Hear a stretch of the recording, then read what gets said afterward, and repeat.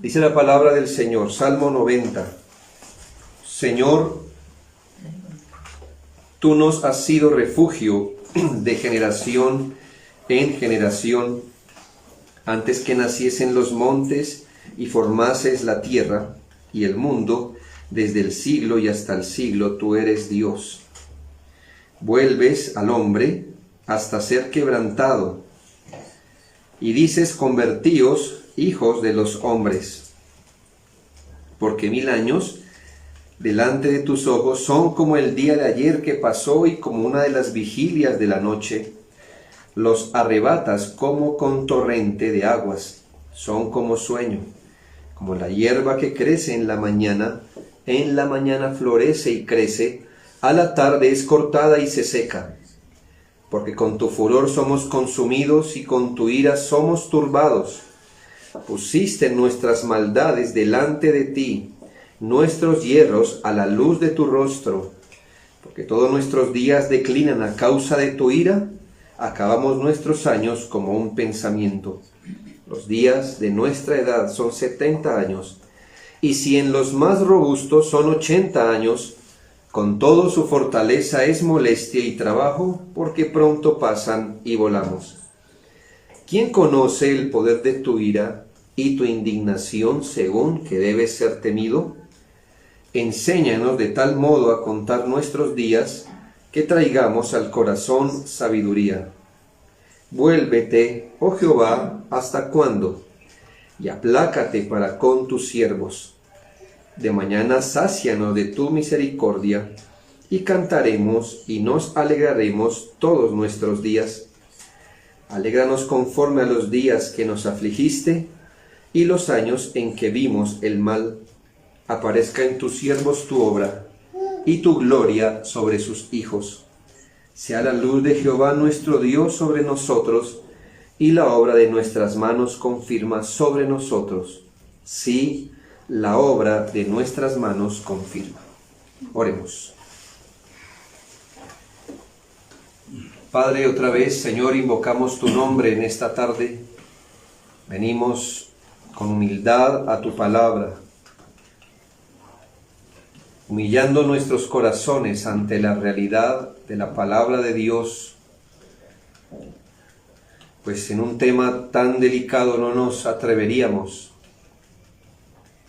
a imponer o a andar sobre nuestra propia prudencia. Queremos ajustarnos a ti, Señor, y queremos recibir de ti la guía, el consuelo y aún la exhortación.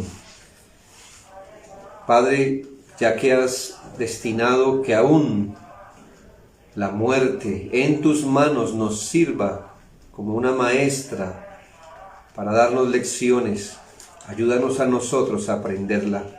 Ahora, aquí, cuando podemos aprenderla, te lo rogamos, Padre. Háblanos por tu palabra. No queremos acercarnos aquí como quienes ya saben, entienden y pueden pasar de aquí a allá de las verdades bíblicas sin ser afectados por tu palabra. Ayúdanos más bien a tener corazones sensibles esta tarde. Oramos en Cristo Jesús nuestro Señor. Amén. Amén. Como no tenemos la capacidad de a veces pasar de un tema a otro con facilidad, voy a apoyarme en las palabras que el Señor me permitió dirigir a una familia el día en que despidieron a su ser querido. Obviamente quiero ser más amplio, más puntual en muchas cosas, pero si estuvo en la transmisión y le suena algo parecido, pues está bien, hermanos. Para mí no es molesto decir las mismas cosas y para ustedes es seguro. Quiero hablar de algunas lecciones por medio de la realidad de la muerte. Lecciones por medio de la realidad de la muerte. Sabemos, hermanos, que la Biblia, la palabra de Dios, no guarda silencio ante un asunto tan importante como lo es la muerte. Con toda claridad la Biblia nos enseña, por ejemplo, ¿Qué es la muerte? ¿Por qué tenemos muerte en el mundo? ¿Qué pasa después que alguien muere? Estas cosas son tan sencillas que todos la pueden entender, y las lecciones que nos da la palabra de Dios a través de la muerte son muy obvias además. Y es que la Biblia habla, por decirlo de alguna manera, con naturalidad acerca de la muerte. Para la Biblia no es extraño, pues en un sentido el hombre muera. Todos, salvo algunas realidades que acompañarán la segunda venida de Cristo, salvo esto, todos los hombres yaceremos en una tumba. Un día alguien anunciará de nuestra muerte será anunciada.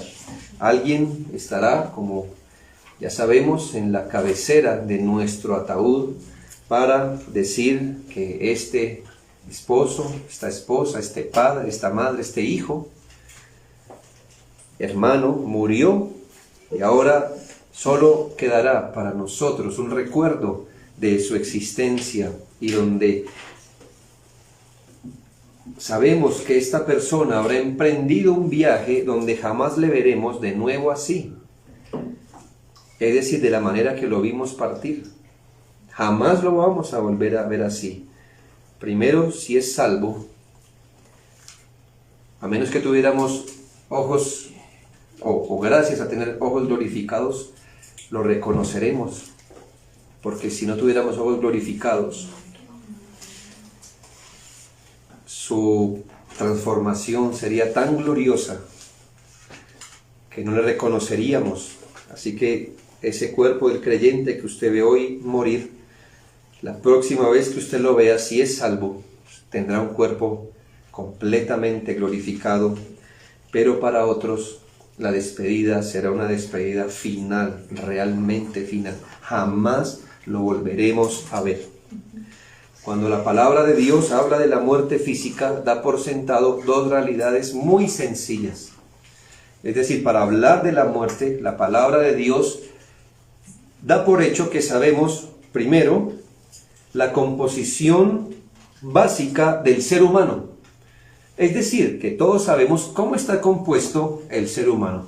La palabra de Dios es muy clara, todos los niños aún lo pueden saber, que el ser humano está compuesto por una parte visible o material, que es nuestro cuerpo o nuestra carne. Y adentro, podemos decir, está esa parte inmaterial, invisible, que no podemos ver, pero que es el alma o el espíritu. Entonces, cuando la Biblia habla de muerte, la describe de una forma muy sencilla, pues la muerte física es la cesación de la parte material del ser humano, o la cesación de sus funciones naturales en el ser humano, es decir, su cuerpo.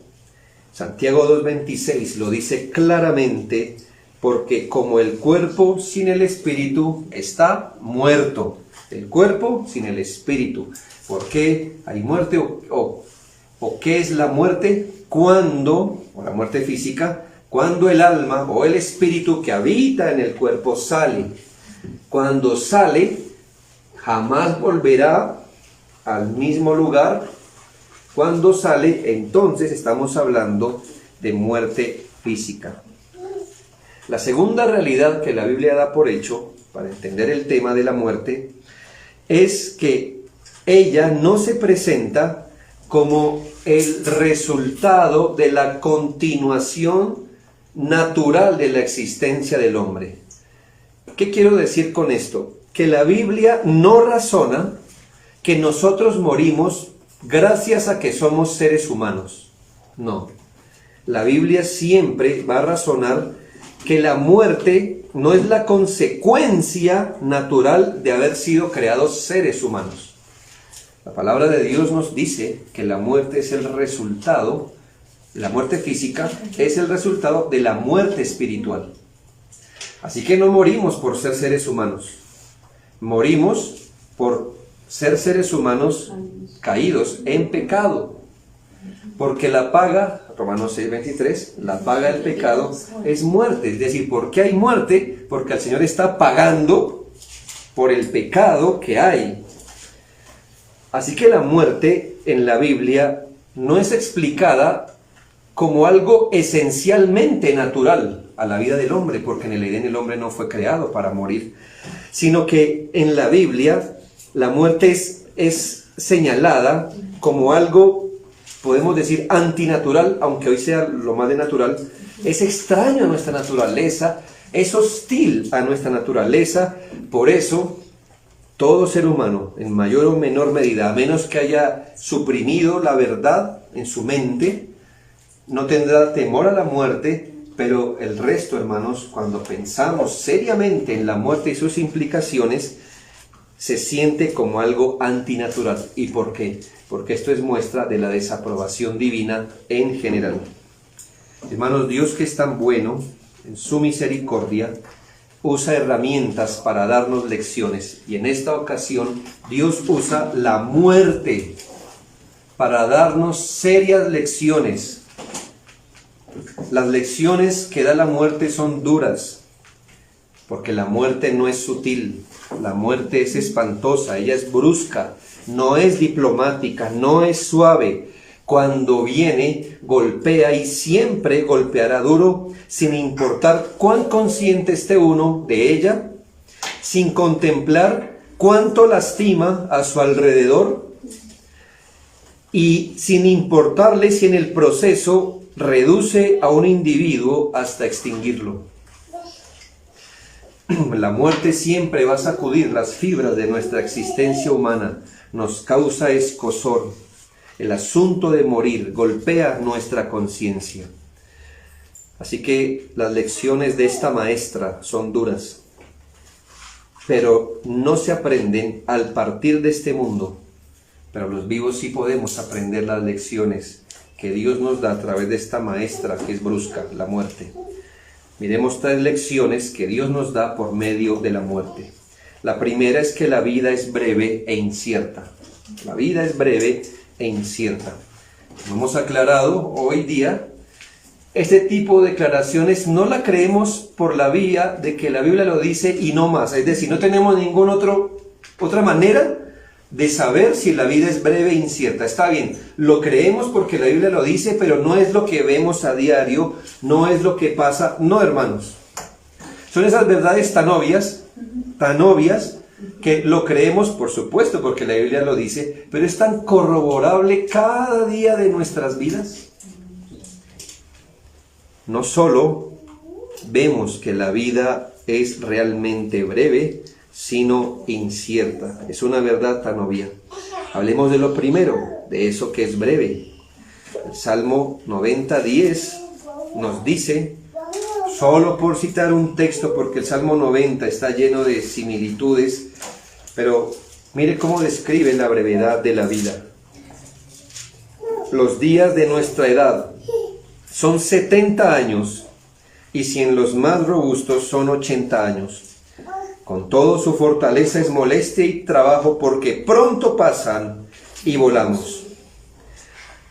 Esta es una visión, por supuesto que Moisés no está tratando de estandarizar exactamente cuánto es la vida del hombre, así que cumple 80 años y ya exactamente el día de cumpleaños 80 él parte, pero está haciendo un barrido general de lo que su observación en el Señor le ha provisto. Y es que en verdad la vida del hombre se desgasta con facilidad.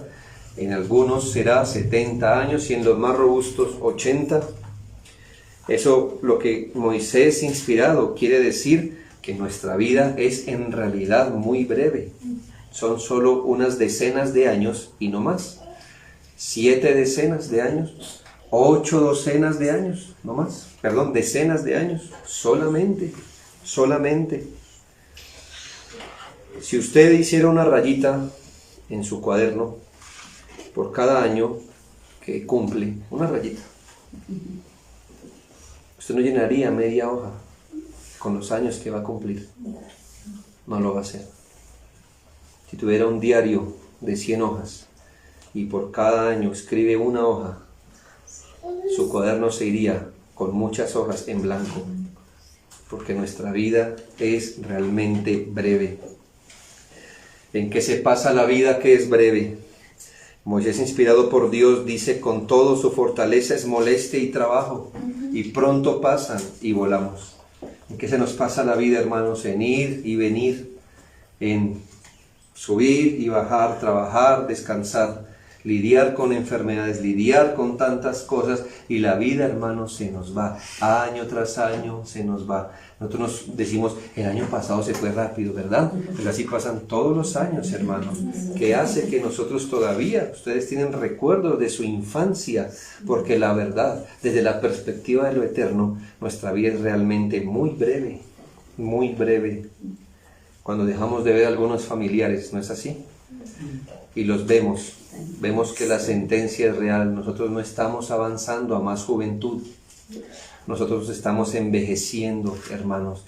Venir al camino de la vida es otra forma de decir que hemos entrado a la autopista que desembocará necesariamente en nuestra muerte. La vida es breve, la vida es transitoria, tan solo es una vida temporal. Pocos, dijo Jacob, y angustiosos han sido los años de mi existencia. El hombre tenía como 110 años. Él dice: ni siquiera he completado los años que vivieron mis padres. Es decir, mis padres vivieron más que yo. Y Jacob dice: ni siquiera he completado los años de mis padres, y mi vida ha sido dura, difícil. Y así podemos resumir la vida. No quisiera argumentar más allá. Allí mismo en el Salmo 90, por ejemplo, cuando se dice, versículo 5 y 6, los arrebatas como con torrente de aguas, son como sueño, como la hierba que crece en la mañana florece y crece, a la tarde es cortada y se seca. A veces hemos ido a los pueblos y usted encuentra un puente altísimo y abajo un río chiquito. Usted se pregunta qué sentido tiene hacer un puente tan grande en un río tan pequeño. Los lugareños le pueden decir: es que eso nunca se queda así.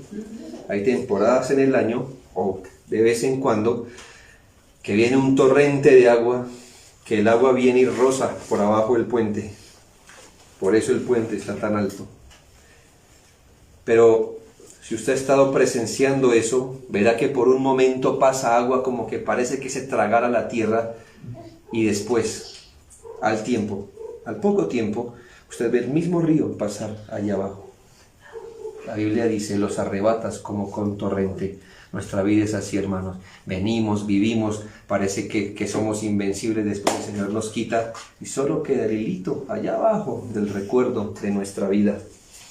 Job, inspirado por Dios, dice, Job 7, 6, 7, y mis días fueron más veloces que lanzadera de tejedor, y fenecieron sin esperanza. Acuérdate que mi vida es un soplo. Otras dos ilustraciones: nuestra vida es como lanzadera de tejedor. Todos conocemos quizás la manera artesanal en que antes se tejía, ¿verdad? Dos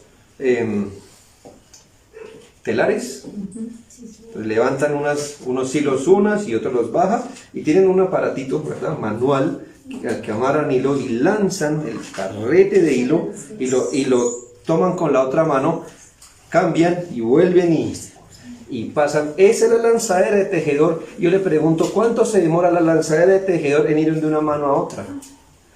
Pues Job dice: así es nuestra vida. Así es nuestra vida. Y luego dice: es como un soplo. Haga el ejercicio. Si toma todo el aire que puede y sople, le aseguro que ni 30 segundos usted va a poder soplar de forma sostenida. Job dice: así es nuestra vida. Es realmente breve. Pronto pasa, dijo Moisés, y volamos.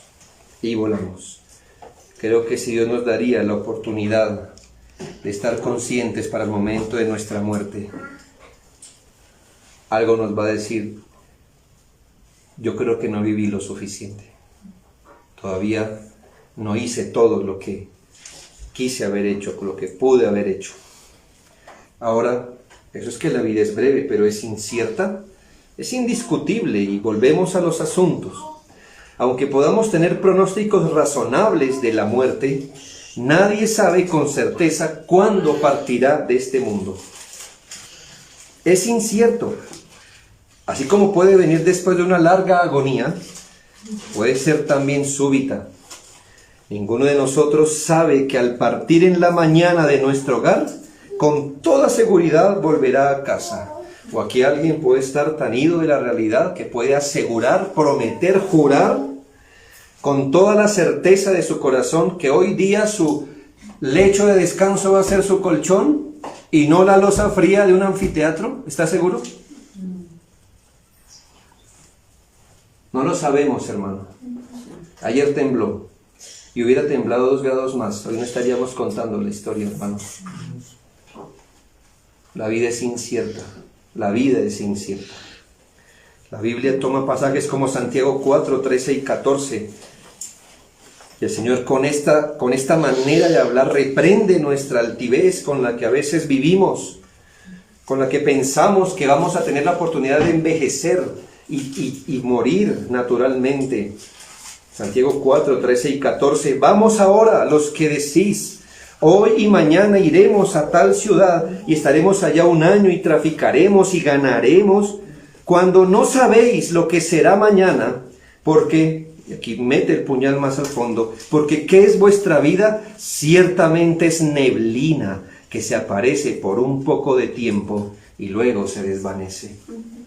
Tan incierto es como que usted pueda tomar a 2 manos la neblina. Puede hacerlo, ¿verdad? ¿No, verdad? No. Se va con un tarrito, va a la neblina, la atrapa y ya la puede tener aquí para mirarla todos los días cuando quiera mirarla a través de allí.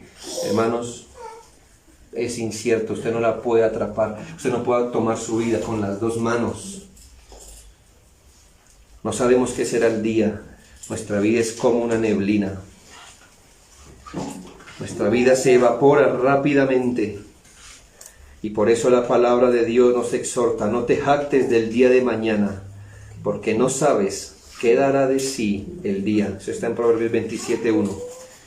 Esto es realidad, que la vida es breve e incierta, es realidad para usted, es para mí, para todos los aquí presentes, pues ancianos mueren, adultos mueren, jóvenes y niños mueren, y su existencia se esfuma como la neblina, y nada efectivo podremos hacer cuando el Señor la quite. Segunda lección dura, fuerte, de la muerte, o que Dios nos da a través de la muerte, y es que la muerte es inevitable y a veces súbita. La muerte es inevitable y a veces súbita. Eso quiere decir que no importa qué haga usted, no la va a poder evitar. Sencillamente vamos a estar allí. Como les dije hace un momento, empezar a vivir es solamente entrar en la autopista que nos va a llevar al día final.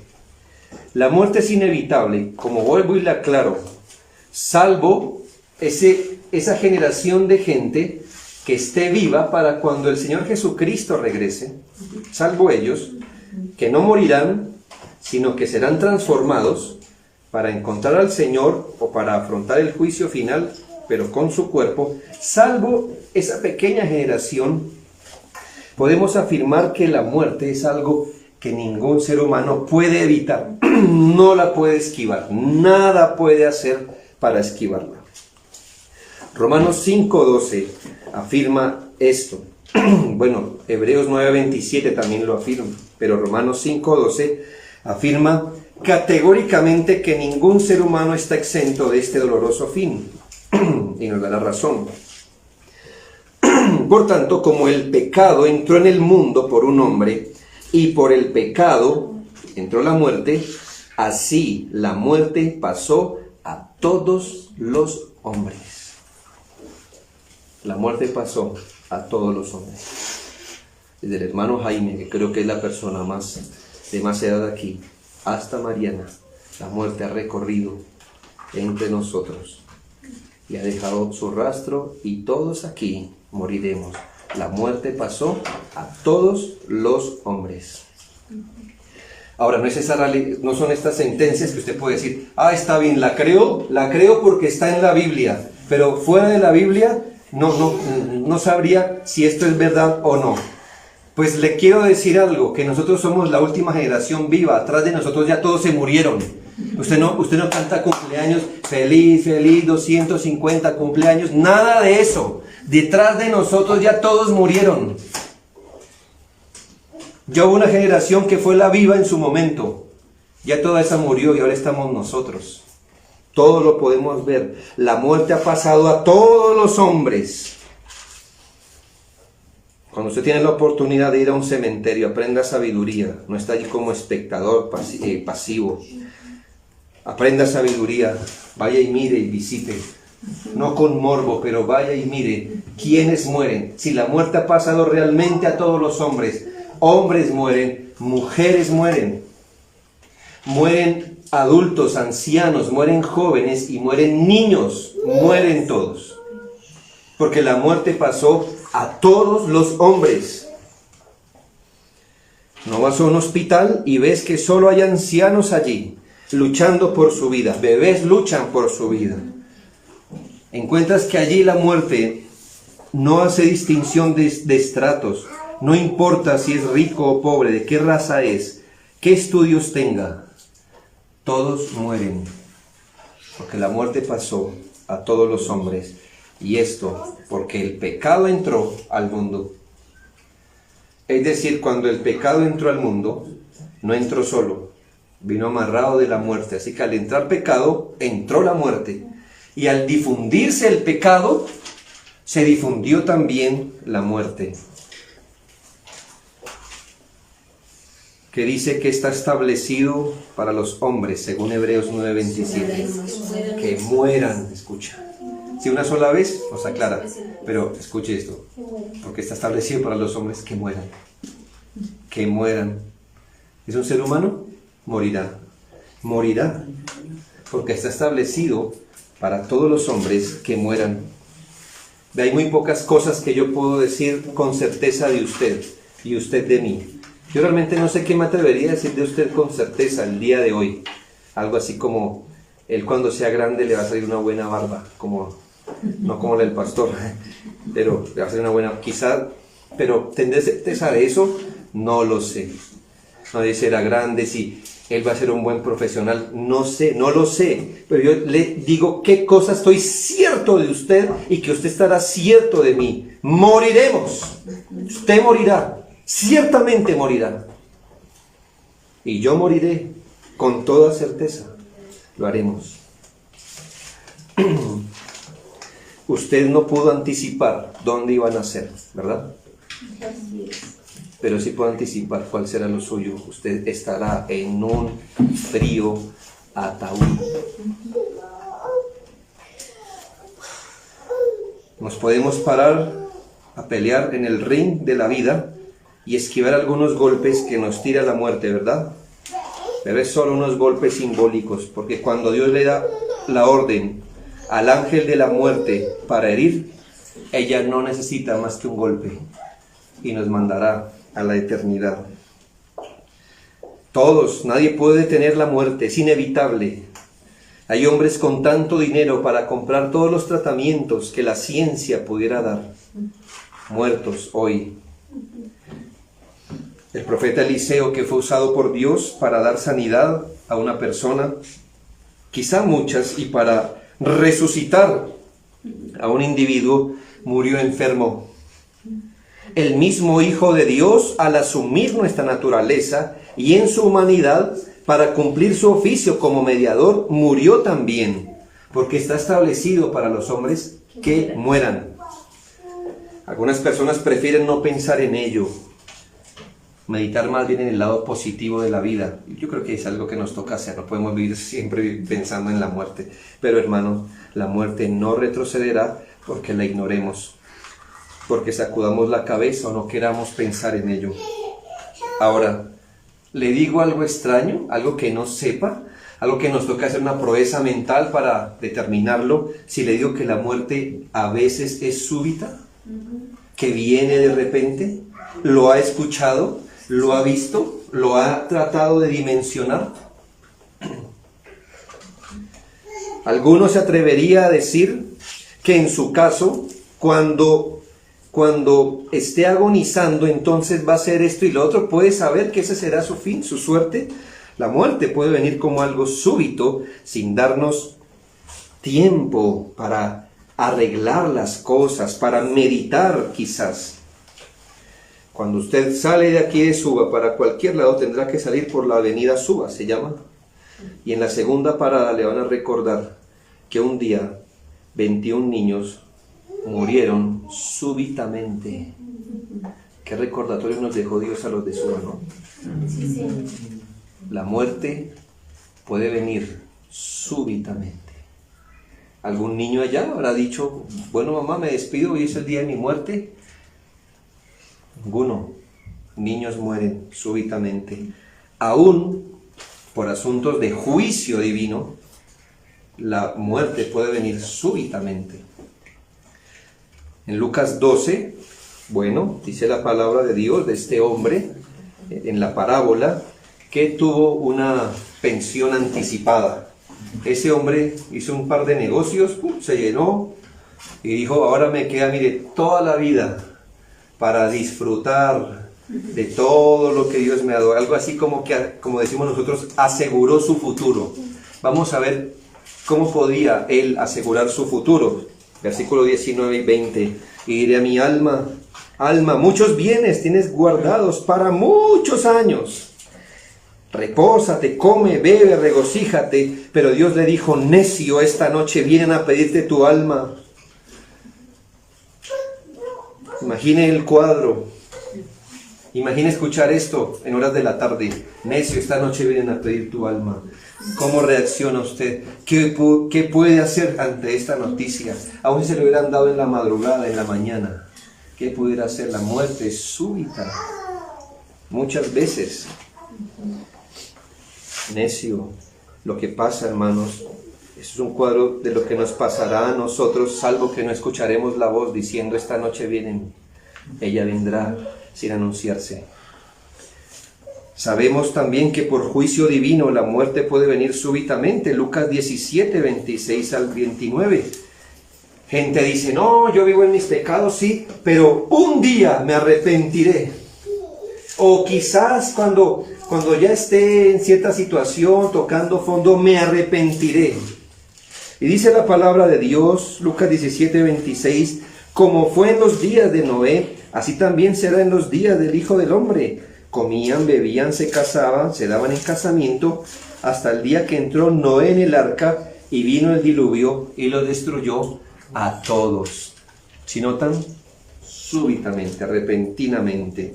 Y en los días de Lot, dice también, cuando comían, compraban, vendían, plantaban, edificaban, mas el día que Lot salió de Sodoma llovió del cielo fuego y azufre y lo destruyó a todos.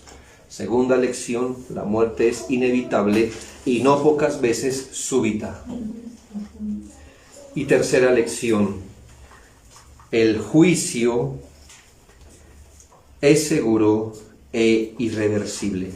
El juicio que vendrá después de la muerte, ese juicio que vendrá inmediatamente después de la muerte, es tan seguro como la muerte y es irreversible. ¿Qué está establecido para los hombres según Hebreos 9:27? Que mueran una sola vez y después de esto el juicio.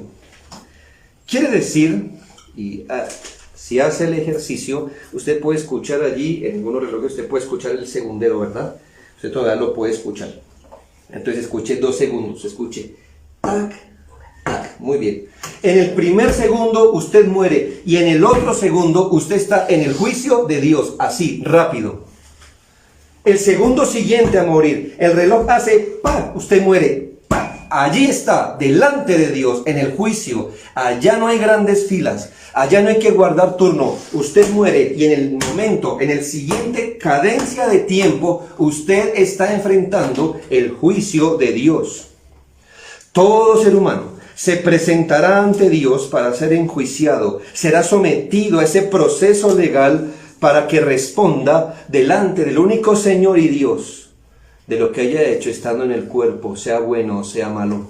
Usted y yo estaremos allí. En un segundo morimos expiramos, nos escuchan dar si tenemos el tiempo, el último respiro, y en el próximo, la próxima vez que seamos conscientes, estaremos delante de Dios. Es una estructura puesta por Dios, donde creo que usted entiende, y es muy sencillo entenderlo, porque así razona la Biblia. Cuando nacemos, bueno, la muerte nos toma, y cuando la muerte cumple su función, tan pronto la vida cumple su función, la vida nos entrega inmediatamente a la muerte. Y cuando la muerte cumple su función, nos arroja directamente al juicio, sin cadencia de tiempo, así como cuando usted toma un dominó y empuja la primera ficha, y todas empiezan a caer una tras otra, gracias a que cayó la primera. Entonces, cuando la vida cumple ya su función, nos arroja inmediatamente, es como si empujara la otra ficha y nos arroja a la muerte. Y cuando la muerte nos recibe, entonces directamente nos dejará de pie ante el juicio, y el próximo movimiento será que el individuo será arrojado a la eternidad, a su fin eterno. Es decir, tan cierto como que usted vive, morirá. Tan cierto como que muere, estará en el juicio. Y tan cierto como que está en el juicio, saldrá por alguna de las dos posibilidades que hay para salir del juicio. No 3, no 4. No hay ventana, no hay tercera puerta. No hay una escapatoria. 2 puertas no más. La Biblia es clara que solamente hay 2 fines posibles, a las cuales uno es arrojado en esa sucesión sin término. El uno será el fin de un estado de bienaventuranza, gloria, eterna comunión con Dios, de disfrute de Dios, de la compañía de los hijos de Dios.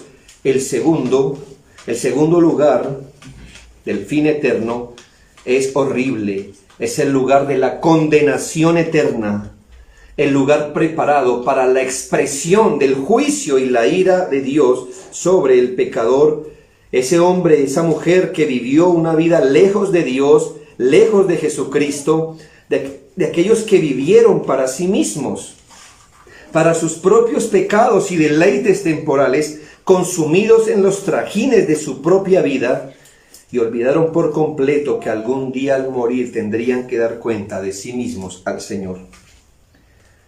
La eternidad, ni la muerte, escuche, ni la muerte, ni la eternidad supondrán un cambio estructural en el alma del individuo con respecto al tipo de vida que éste haya vivido en el mundo.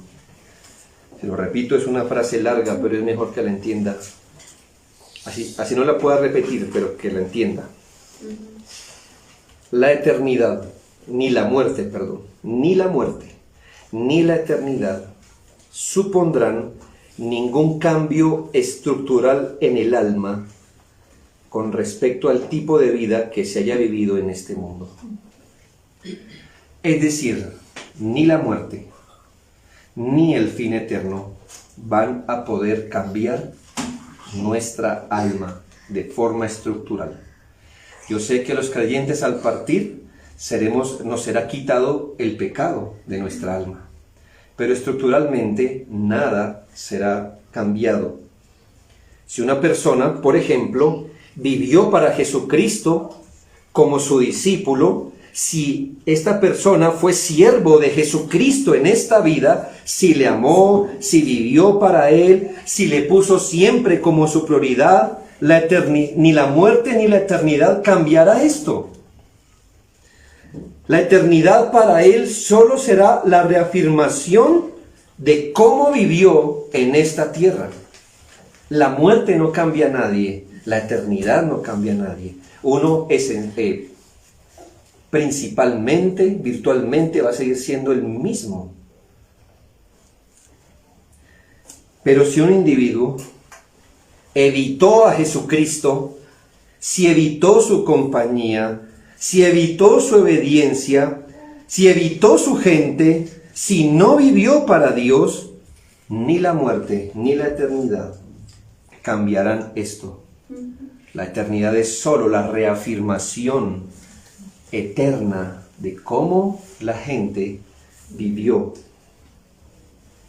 ¿Por qué pensar que si una persona jamás se interesó por Dios, por Jesucristo, por la Biblia, por el día del Señor semanal, por la iglesia, en la muerte y en la eternidad va a querer esto con toda su alma y corazón? ¿Por qué pensar eso? ¿Por qué pensar, póngalo al revés, por qué pensar que alguien que amó al Señor le sirvió, le siguió, Dios fue su anhelo del corazón, al morir y en la eternidad ahora le odie? No tiene ningún sentido. La eternidad, ni la muerte ni la eternidad cambian. Pero mire cómo nos engañamos nosotros. Y en esto es mejor que aprenda a vivir los asuntos y las lecciones feas que nos da la muerte. Son benéficas, pero nos las da feas. Que las aprenda a vivir de forma bíblica y jamás se haga una expectativa irreal de lo que la Biblia dice. Gente vive sin Dios, sin Jesucristo. Gente madura sin Dios, sin Jesucristo. Gente envejece sin Dios, sin Jesucristo. Gente agoniza sin Dios, sin Jesucristo. Y decimos, posiblemente está en el cielo. ¿De verdad? ¿Cómo llegamos a tal conclusión engañándonos a nosotros mismos? Yo sé que Dios puede cambiar a alguien, pero de los miles de personas, de las miles de personas que están relacionadas en la palabra de Dios, de las miles que murieron aquí, solo una le pasó eso. ¿Por qué piensa que va a ser su caso? La muerte no cambia a nadie, el hospital no cambia el corazón. No se engañe. La gente moribunda puede mandar llamar a su familia, les pide perdón, se abrazan, pero eso es distinto a reconocer que Jesucristo es el Hijo de Dios, que Él es el Cordero de Dios, que Él es el sustituto, la única provisión de Dios. Eso es distinto a decir, yo me he portado mal con ustedes, hijos míos, perdónenme, a decir, yo soy un pecador delante de Dios, delante de la justicia de Dios, me arrepiento, me aborrezco a mí mismo, he llevado una vida sin Cristo, sin Dios. ¿Eso es lo que usted ve? Si usted no entiende esto, creo que el Señor ha sido tan bondadoso que le ha evitado ver cómo la gente real muere. La gente real muere como vivió, salvo que allí sus sentimientos se exacerban un poco, pero estructuralmente no hay ninguno que dice, yo quiero seguir a Cristo, Él es mi Señor, etcétera, entiendo el Cordero de Dios que quita el pecado. No, eso no es así. Mire el hombre rico que murió según la parábola de nuestro Señor, aún estando en los tormentos. Mire cómo siguió siendo un hombre obstinado, ¿no? El Señor, él dice, Señor, ¿y si mandamos a alguien para que le predique a la familia, verdad? Y el Señor dice, no creerán. No, a Moisés y a los profetas tienen, léanlos. Usted piensa que el hombre dijo, sí, Señor, ya estamos aquí en los tormentos de la eternidad, sabiendo que tú ya me has desechado para siempre, por fin voy a humillar mi cerviz ante ti. No, dijo, no, Señor, no, envíelo y verá. Dice, Señor, hágame caso. Siguió desde el infierno, tratando de vivir él como él quería y queriendo obligar a Dios a que hiciera lo que él quería. La eternidad no cambia a nadie. Ni la muerte, ni la eternidad. Les recuerdo que uno de los ladrones en la cruz, uno fue salvo por la gracia del Señor, pero el otro, a la misma distancia del Salvador, sufriendo lo mismo que su compañero, se endureció y murió endurecido. Pero hermanos, para los hijos de Dios esto supone un ánimo en nuestra vida, porque si usted vivió para Jesucristo, agonizará en Jesucristo y morirá en Jesucristo. Y para el creyente le pasará lo mismo que el impío. ¿Cuáles fueron los deseos del no creyente antes de morir? vivir para Él, para sus cosas, lejos de Dios, evitando las cosas de Dios, pues el Señor cumplirá el deseo de su corazón y va a permanecer así para siempre, pero en el lugar de tormento. Pero para los hijos de Dios era lo mismo. El Señor cumplirá el deseo de nuestro corazón. ¿Cuál es el deseo de nuestro corazón, hermanos? Partir y estar con Él. Tener hambre y sed de Dios. Y bienaventurados los que tienen hambre y sed de justicia, porque ellos serán saciados. El Señor también cumplirá. Queremos ver al Señor, queremos ver al Rey, queremos estar libres del pecado, queremos ser santos, queremos un domingo eterno. Y el Señor cumplirá nuestro propósito, porque no pasará que alguien que anheló eso con todo su corazón, en toda su vida, luego que muera no quiera esto. No. Pero entienda que el juicio, de ese juicio no habrá apelación, y démosle gracias a Dios por eso. Será irreversible. Será irreversible. ¿Por qué? Déjeme explicar el concepto. Ser irreversible quiere decir que no va a ser sujeto de apelación el dictamen. Y eso supone una gran bendición para nosotros, porque estando ya salvos, jamás seremos destituidos de allí. Pero supone la peor noticia para el no creyente, porque una vez en la condenación, jamás saldrá de allí. Pero entienda algo, el asunto de a dónde iré después de morir, ese asunto se define aquí en vida, no en la agonía. ¿Cómo sabe usted que va a agonizar? ¿Cómo saber si su agonía va a ser consciente en la mente? ¿Me hago entender? Yo he tenido la oportunidad de hablar con personas que han estado en un periodo de deterioro y que Dios ha tenido misericordia y se han recuperado. Y yo les pregunto, porque quiero aprender también, si en ese momento que estuvieron como gente que ha estado entubada, por ejemplo, dormida, ellos dicen, no sé si estaba soñando o en la realidad, no sé qué pasaba. Fueron conscientes. Y yo me pregunto, ¿y usaron su conciencia para pensar en Dios? El asunto se resuelve aquí, creyendo en Jesucristo. Ahora, déjeme terminar con esto. ¿Ha entendido las lecciones que nos da Dios por medio de la muerte? La vida es breve, es incierta, ¿verdad? La muerte es inevitable, que a veces es súbita. El juicio de Dios es fijo para nosotros y es irreversible su sentencia. ¿Está usted seguro que al partir, como dijo Pablo, irá a estar con Cristo? ¿Está seguro que ese será su fin? Que el día que usted muera, no importa cómo muera, si tiene tiempo, si es súbito, usted al abandonar esta morada que es su cuerpo, ¿estará en gloria y comunión con Dios eternamente? ¿Cómo lo sabe si luego de partir usted irá a donde el Señor? En un suceso tan trascendental como lo es la muerte, la gente suele distraerse en asuntos menos importantes. A veces, ¿cuáles son las conversaciones comunes en los sitios de luto?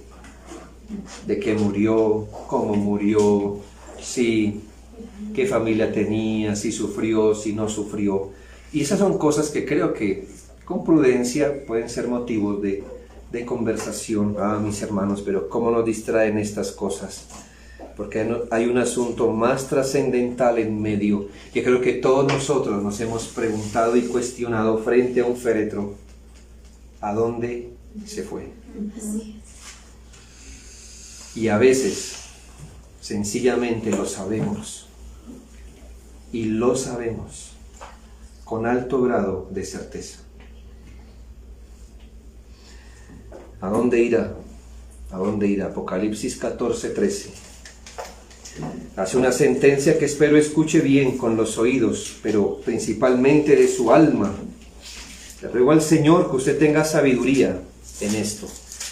Dice, oí una voz que desde el cielo me decía, escribe, bienaventurados de aquí en adelante los muertos que mueren en el Señor. Sí. Bienaventurados, hermanos y amigos, los muertos que mueren en el Señor. Y de esto podemos derivar varias cosas. No dice bienaventurados los que mueren. Es que se me hace que en el común de la gente está este pensamiento, que ya el que muere inmediatamente pasa a un lugar de descanso. Y le decimos a la gente, tranquilo que su familiar está en un mejor lugar, está descansando, está reposando. Las tumbas dicen, descansa en paz, porque se asume que inmediatamente dejamos este mundo supone todo lo que debimos sufrir y que ahora vamos a ser recibidos a un descanso. No es lo que dice la Biblia. Dice que bienaventurados, ¿quiénes? ¿Todos los que mueren? No, los que mueren en el Señor.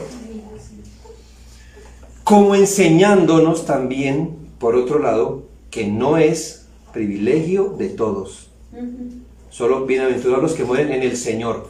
O sea que uno se dirá, o sea que hay gente que muere sin estar en el Señor. En efecto, por eso es bienaventurado el que muere en el Señor. ¿Qué es estar en el Señor? Mire, se lo voy a definir de la forma negativa. Todos nosotros, cuando nacemos, no nacemos en el Señor. Cuando ninguno de nosotros vino a este mundo en Jesucristo, es lo que le quiero decir. Si hubiéramos muerto tal cual como vinimos a este mundo, no estaríamos en el grupo de los bienaventurados, porque hubiéramos nacido sin Cristo, sin estar en Él. Y en este momento usted creo que apreciará ese asunto, por decirlo local, de localidad, de estar adentro y afuera, adentro y afuera. Yo creo que usted apreciará el asunto de estar adentro de Jesucristo, de estar en Jesucristo, porque ahí dice, bienaventurados los muertos que mueren en el Señor. Y entonces, ¿qué es esto? Pues usted no está en Cristo por venir al mundo. Esto solo es posible, escuche, cuando un individuo, estoy hablando cómo es posible estar en Cristo, estar en Él, porque solo el que está en Él puede morir en Él. Cuando un individuo escucha el Evangelio, viene a estar convencido de sus pecados, se avergüenza de ellos, entiende de su desafío a Dios, se aborrece a sí mismo por la clase de persona que es y por los actos que comete y por los pensamientos que tiene. Cuando un individuo se condena a sí mismo en el tribunal de su conciencia y pide misericordia a Dios, pide perdón de sus pecados, mientras que simultáneamente confía en Jesucristo, viéndolo como la única provisión de Dios para el perdón, para la reconciliación, para la comunión y la salvación del alma. Solamente quien cree en el Señor, arrepintiéndose, está en el Señor. Solamente así alguien está en el Señor. ¿Quién está en Jesucristo? Quien se arrepiente para con Dios y tiene fe en Jesucristo, tal como lo definí. Y no es porque yo lo defina, sino porque así lo dice la Biblia. El Señor dijo unas frases emblemáticas también en una casa de luto. Recuerdo que uno de sus mejores amigos ha muerto. Él llega 4 días después de su deceso. Las hermanas están llorando, la gente está llorando. Nuestro Señor Jesucristo fue muy conmovido por estas cosas. Hermanos, porque hace 30 años atrás Él vivía en una esfera donde no hay muerte, en el cielo. Usted y yo no conocemos ni un día donde no hayamos convivido de cerca con la muerte, pero no el Hijo de Dios. Y Él tiene que ver la miseria de lo que el pecado le hizo al mundo, y está allí presente. Y dice la Biblia que al ver cómo todos lloraban, Él también se conmovió y lloró, estando allí. Juan 11:25 nos dice las palabras emblemáticas. Yo soy, dijo Él, frente a la tumba de Lázaro, la resurrección y la vida. El que cree en mí, aunque esté muerto, vivirá. Eso no significa, hermanos y amigos, que quien cree en Jesucristo no morirá físicamente. Esa no es la enseñanza del Señor aquí. El Señor no está diciendo cómo evitar la muerte física, porque la muerte es inevitable, se lo enseñé. Este mismo que dijo esto murió en la cruz, ¿ve? Así que no está enseñando cómo esquivar la muerte física, pero está diciendo, el que cree en mí, aunque esté muerto físicamente, vivirá. Significa que quien cree en Jesucristo, es decir, quien está en Jesucristo, nunca va a conocer la muerte como la paga del pecado. Los que no están en Jesucristo conocerán la muerte como la consecuencia penal del pecado, pero los hijos de Dios no, porque en su caso, el Señor Jesucristo en la cruz, cuando murió, absorbió el elemento penal. Es decir, ellos ya no mueren como la consecuencia del pecado, como Dios castigándolos, es lo que quiero decirle, mientras los demás sí. Cuando el Señor fue a la cruz, absorbió el elemento penal, de manera que quienes creen en Él, quienes están en Él por medio del arrepentimiento y la fe, aunque mueran físicamente, no morirán eternamente, sino que vivirán. Piense esto, cuando la vida entrega a un individuo a la muerte. Para alguien que esté en Cristo, ese paso de una vida que se va entre trajines, una vida complicada como la que vivimos, y cuando la vida entregue a la muerte un paso traumático, como de aguas frías, ¿verdad? Para alguien que cree en Cristo, eso será lo máximo que va a sufrir. Después que entre ese tribunal, saldrá como alguien victorioso, irreversiblemente victorioso. Ese día, el dolor más grande que él vaya a recordar será la muerte. Y la muerte simplemente lo arrojó a los brazos de Jesucristo. ¿Qué dijo Pablo? Porque para mí el vivir es Cristo y el morir ganancia. Es decir, hermano, piense, lo más grave que le pasó a ese hombre fue morir, pero a la vez no murió. Yo soy la resurrección y la vida, el que cree en mí, aunque esté muerto, vivirá. Como dijo alguien, la vida, esta vida temporal, será el único infierno que los redimidos experimentarán. Pero piense la otra parte, de aquellos individuos que cuando la vida termine su función los arrojará a la muerte, y ese duro golpe de la muerte será un pequeño dolor comparado con el que les espera. El único cielo que habrán vivido es este mundo temporal. El que cree en mí, aunque esté muerto, vivirá. Si no cree en mí, ¿cómo terminará el versículo? Muriendo, morirá. Muriendo, morirá. ¿Sabe usted qué son las palabras que el Señor le dijo a Adán? Literalmente le dijo, el día que de él comieres, muriendo morirás. Así dice literalmente. El día que de él comieres, muriendo morirás. La muerte de Cristo, o al creer en la muerte de Cristo, será la única manera de librarse de la muerte. Pero como le dije, la absolución penal debe darse en esta tierra. Eso no es un asunto de después de morir, sino en esta tierra. Por eso, antes de interesarnos por tantas cosas que nos distraen cuando muere la gente, hoy tenemos una gran distracción. ¿Sabe cómo se llama? COVID-19. Hoy eso nos llamó la atención, nos agarró aquí como el ganado, ¿verdad? Y nos llevó a pensar en lo que la gente quiere que yo piense. Como si la gente antes del COVID no muriera, ¿verdad? Como si nunca nadie hubiera perdido un familiar enfermo, ¿verdad? como si jamás nada, nunca estuviéramos sufrido. Y la gente está, el COVID. Bueno, vamos a pensar en esto. ¿Cómo moriré? No de qué enfermedad, sino ¿moriré en Cristo? Eso es lo que deberíamos pensar. Esa es la pregunta. ¿Mi familiar morirá de COVID? ¿O de qué morirá? No, ¿morirá en Cristo o no morirá en Cristo? Bienaventurado el que muere en el Señor. Bienaventurado el que se arrepiente y cree.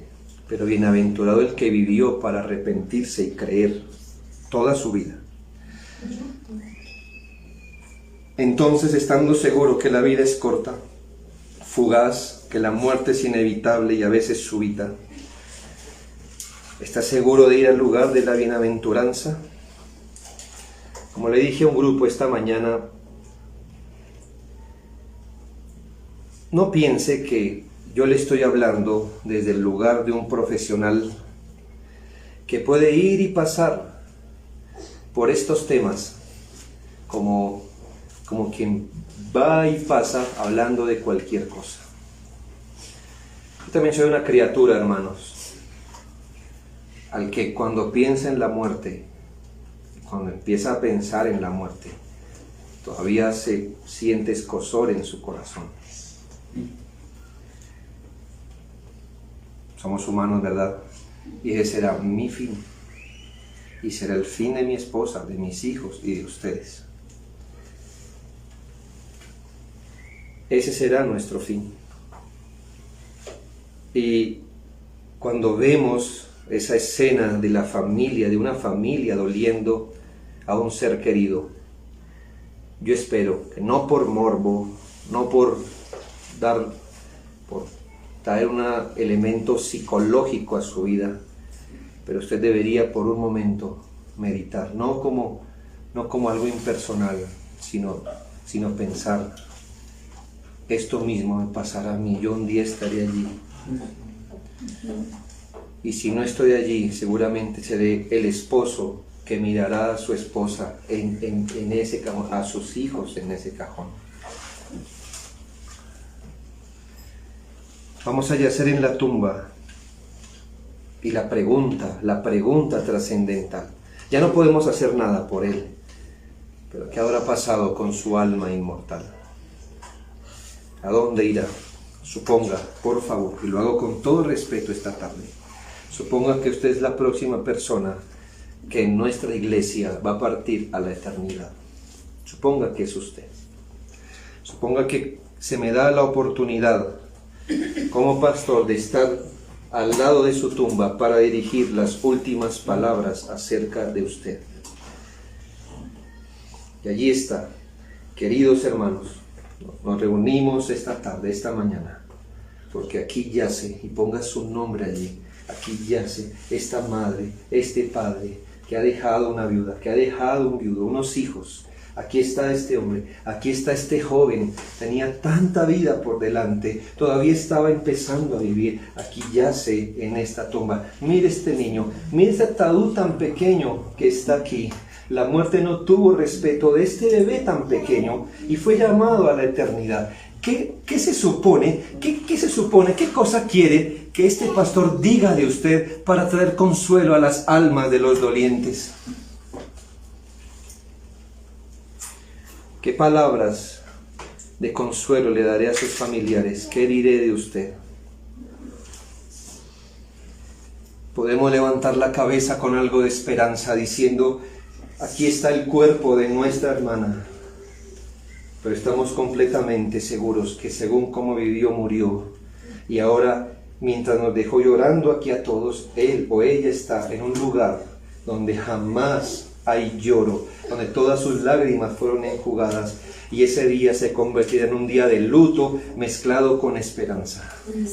O tendremos que decir, como hacemos seguramente muchos pastores, tendremos que decir, debemos darle gracias a Dios por la vida temporal de este hombre y cambiar rápido de tema para no herir a la gente, porque todos allí sabemos, y nuestro silencio será un silencio retórico, es decir, con el que no decimos y decimos cosas porque no queremos hacer referencia porque sabemos que es un día de doble luto. El primer luto porque esta persona abandonó este mundo y dejará un vacío. El segundo porque sabemos que partió una eternidad sin el Señor.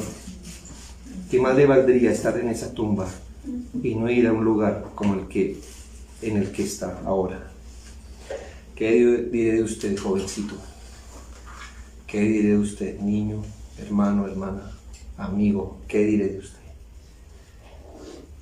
¿Qué se dirá de mí en la tumba? Si no ha creído en Jesucristo, crea en Él, para que aunque muera, viva eternamente. Y los hijos del Señor, hermanos, nadie va a estar lo suficientemente preparado para morir. Pero el Señor siempre está preparado para ser nuestro Salvador. Amén. Él nos tomará de su mano y con Él atravesaremos esas aguas frías de la muerte que nos dejarán en la Canaán celestial. Ese día, hermanos, entenderemos mucho más de lo que es perseverar como un santo. Ese día el Señor nos arrojará esperándonos al otro lado del río, nos acompañará, nos guiará, dice la Escritura, más allá de la muerte. Así que cuando una de las cosas más feas que hablamos ahorita con el hermano Juan Pablo es esta: qué pesar que fruto de tanta exposición a que muerte, muerte, muerte, muerte, estamos escuchando, perdamos toda sensibilidad de pensar en estas cosas. Y que ya no haya lágrimas en nuestros ojos, ni un pequeño temor en el corazón, de meditar en estas cosas. Aprendamos las lecciones que Dios nos da a través de este instrumento, que no nos gusta, hermanos, pero que debemos aprenderlo. Que el Señor sea glorificado, hermanos, en estas meditaciones. Oremos al Señor.